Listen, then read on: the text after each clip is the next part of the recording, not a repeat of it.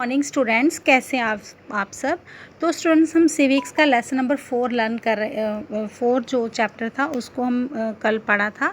उसमें एक हमने टॉपिक पढ़ा था growing up male in Madhya Pradesh in the 1960। तो आज हम उसी को कंटिन्यू करेंगे।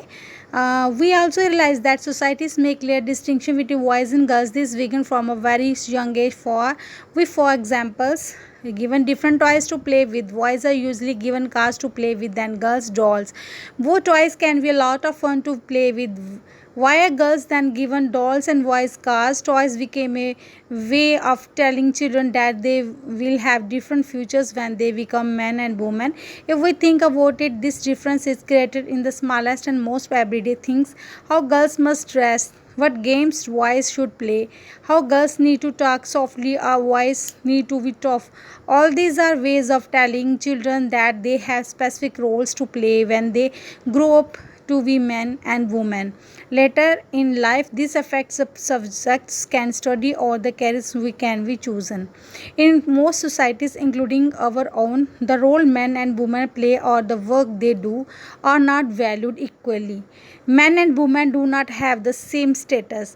Let us look at how the difference exists in the work done by men and women.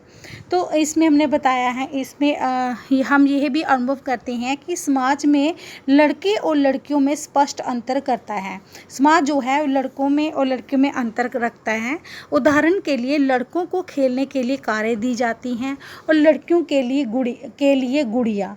दोनों खिलौने खेलने में बड़े आनंददायक हो सकते हैं। फिर लड़कियों को गुड़ियाँ और लड़कों को कारें ही क्यों दी जाती हैं? खिलौने बच्चों को यह बताने का माध्यम बन जाते हैं कि जब वे बड़े होकर स्त्री और पुरुष बनेंगे तो उनका भविष्य अलग अलग होगा। लड़कियों को कैसे कपड़े पहनने चाहिए, लड़कियों को किस तरह से बात करनी चाहिए, किस तरह से धीमी आवाज़ में बात करनी चाहिए, लड़के पार्क में कौन से खेल खेलेंगे, लड़कों को रोब से ये सब लड़कों को रोब से बोलने का अधिकार है। ये सब बच्चों की यह बताने के तरीके हैं कि जब वे बड़े होकर स्त्री और पुरुष बनेंगे तो उनकी विशिष्ट भूमिकाएं होंगी। बाद के जीवन में इसका प्रभाव हमारे अध्ययन के विषयों या व्यवसाय के चुनाव पर भी पड़ता है। तो इस तरह से स्टूडेंट्स, जैसे कि इन मोस्ट सोसाइटी, हमारी सोसाइटीज़ में देखा गया है कि जो रोल मैन का रोल जो होता है, वुमेन का रोल जो प्ले करते हैं, वो वर्क इकट्ठे करते हैं, लेकिन जो इक्वालिटी है उनके आपस में उनकी इक्वालिटी नहीं है। मतलब कि काम जो आजकल क्या है कि वुमेन जो है वो मैन से ज़्यादा काम करती हैं, कंधे से कंधा मिलाकर काम करती है, फिर भी उनमें इक्वालिटी नहीं होती है, उनको इक्वालिटी नहीं दी जाती है।